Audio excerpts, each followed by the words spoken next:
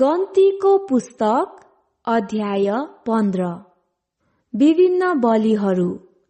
परमप्रभुले मोसालाई भन्नुभयो, इस्राएलीहरूलाई यसो भन्, मैले तिमीहरूलाई वासको निम्ति दिने देशमा जब तिमीहरू पुग्छौ र परमप्रभुलाई गाई वस्तु कि भेडा बाख्राबाट तिमीहरूले आगोद्वारा होम बलि वा बाख्रा बलिदान, भाकलको बलि वा राजी खुसीको बलि अथवा तोकिएको चाडको बलि परमप्रभुलाई मन पर्ने मिठो बास्ना स्वरूप चढाउँछौ, तब बलि चढाउनेले 1 लिटर तेलमा मुछेको आधा पाथी मसिनो पिठोको अन्न बलि परमप्रभुलाई चढाओस्। बलिदान वा होम बलिको प्रत्येक थुमाको साथमा अर्घ बलिको निम्ति 1 लिटर दाख मध्ये पनि तैँले तयार गर्नु। भेडासँग चाहिँ अन्न बलिको निम्ति 1.5 लिटर तेलमा मुछेको आधा पाथी मसिनो पिठो र अर्घ बलिको निम्ति 1.5 लिटर दाख मध्ये तैँले तयार गर्नु। त्यो परमप्रभुको निम्ति मिठो बास्ना स्वरूप तैँले चढाउनु। भाकल पूरा गर्न अथवा मेल बलिको लागि तैँले होम बलि वा बलिदानको साँडे तयार पार्दा त्यस साँडेको साथ 2 लिटर तेलमा मुछेको 1.5 पाथे मसिनो पिठो अन्न बलि स्वरूप पनि चढाउनु। अनि अर्घ बलिको निम्ति 2 लिटर दाख मध्ये ल्याउनु। त्यो परमप्रभुको निम्ति मन पर्ने मिठो बास्ना आगोद्वारा चढाइएको बलि हुनेछ। हरेक साँडे वा बोका, थुमा अथवा पाठाको निम्ति पनि तैँले यसै गर्नु। जतिवटा तिमीहरूले चढाउँछौ प्रत्येकलाई त्यसै गर्नु। स्वदेशीहरूले परमप्रभुको निम्ति मिठो बास्ना आउने बलि आगोद्वारा चढाउँदा सबैले यही रीति बमोजिम गरून्।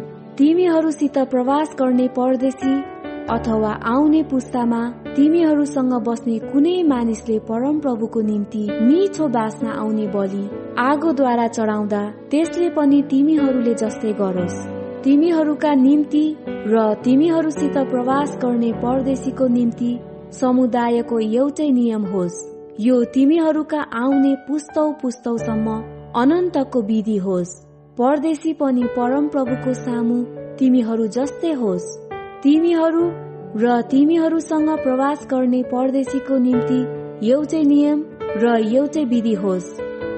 परमप्रभुले मोसालाई भन्नुभयो, इस्राएलीहरूलाई भन्, जब तिमीहरू मैले तिमीहरूलाई लैजाने देशमा पुग्छौ, तब तिमीहरूले त्यस देशको अन्न खाँदा परमप्रभुको निम्ति बलि चढाउनु। आफ्नो पहिलो पिठोको फुरौला तिमीहरूले खलाबाट ल्याएको बलि जस्तो चढाउनु। तिमीहरूका आउने पुस्तौसम्म तिमीहरूले पहिलो पिठोबाट परमप्रभुको निम्ति बलि चढाउनु। अजानमा गरेका पापहरू। तिमीहरूले भूल गरेर परमप्रभुले मोसालाई दिनुभएका यी सबै आज्ञाहरू मध्ये कुनै आज्ञा पालन गरेनौ, अर्थात् तिमीहरूका सारा पुस्तौसम्म प्रथम दिनदेखि अहिलेसम्म परमप्रभुले मोसाद्वारा दिनुभएका आज्ञाहरू मध्ये कुनै आज्ञा पालन गरेनौ भने र समुदायले थाहा नपाई त्यो काम अजानमा गरेको रहेछ भने सारा समुदायले परमप्रभुलाई मन पर्ने मिठो बास्ना स्वरूप होम बलिको निम्ति एउटा बाछो, त्यसको अन्न बलि र अर्घ बलिको साथमा विधि अनुसार चढाओस् र साथै पाप बलिको निम्ति एउटा बोका पनि चढाओस्। पूजाहारीले इस्राएलीहरूका जम्मै समुदायको निम्ति प्रायश्चित गरून् र तिनीहरूलाई क्षमा हुनेछ, किनभने त्यो अजानमा गरिएको थियो र तिनीहरूले आफ्नो अधर्मको निम्ति परमप्रभुलाई आगोद्वारा चढाइएको बलि र पाप बलि परमप्रभुको सामुन्ने ल्याएका छन्।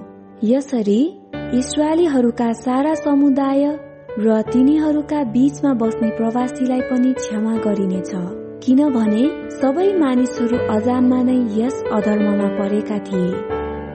यदि कुनै एकजना मानिसले अजानमा पाप गर्यो भने त्यसले एउटा 1 वर्षे बाख्रा कि पाठी चढाओस्। अजानमा पाप गर्ने त्यस व्यक्तिको प्रायश्चितको निम्ति पूजाहारीले परमप्रभुको सामु प्रायश्चित गरून् र त्यसलाई क्षमा हुनेछ। अजानमा पाप गर्ने इस्राएली वा तिमीहरूसँग बस्ने प्रवासीको एउटै नियम होस्। तर स्वदेशी वा परदेशी कुनै व्यक्तिले अटेरी साथ पाप गर्यो भने त्यसले निन्दा गर्छ। र त्यो व्यक्ति आफ्ना मानिसहरूबाट बहिष्कृत होस्, किनभने त्यसले परमप्रभुको वचनलाई तिरस्कार गरेको छ र उहाँका आज्ञा भंग गरेको छ। त्यो व्यक्ति बिल्कुलै बहिष्कार गरियोस्, त्यसले आफ्नो अधर्मको फल भोगोस्। सब्बात भंग गर्ने नियम। इस्राएलीहरू उजाड स्थानमा हुँदा तिनीहरूले एकजना मानिसलाई सब्बात दिनमा दाउरा बटुलिरहेको फेला पारे। दाउरा बटुल्नेलाई तिनीहरूले मूसा, हारून र सारा समुदाय कहाँ ल्याए। त्यसलाई गर्नुपर्ने कारबाही थाहा नभएकोले तिनीहरूले त्यसलाई थुनामा राखे। तब परम प्रभुले मूसालाई भन्नुभयो, त्यो मानिस मारिनै पर्छ। सारा समुदायले त्यसलाई छाउनी बाहिर ढुङ्गा हानेर मारुन्। अनि परम प्रभुले मूसालाई आज्ञा गर्नु भए झै सारा समुदायले त्यसलाई छाउनी बाहिर ल्याए र त्यसलाई मारे। लुगाको झुम्का। फेरि परम प्रभुले मूसालाई यसो भन्नुभयो, इस्राएलीहरूलाई भन्, तिमीहरूले आफ्ना सबै पुस्तौभरि लुगाको किनारमा नीलो फित्ता लगाएको झुम्का हालुन्। त्यस झुम्कालाई हेर्दा तिमीहरूलाई परम प्रभुका आज्ञाहरूको सम्झना होस् कि तिमीहरूले ती आज्ञाहरू पालन गर र आफ्ना मन र आँखाका लालसामा लागेर पथ भ्रष्ट नहो।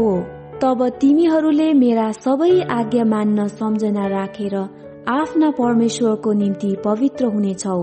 तिमीहरूका परमेश्वर हुनलाई तिमीहरूलाई मिश्रबाट ल्याउने परम प्रभु तिमीहरूका परमेश्वर मै हुँ। परम प्रभु तिमीहरूका परमेश्वर म नै हुँ।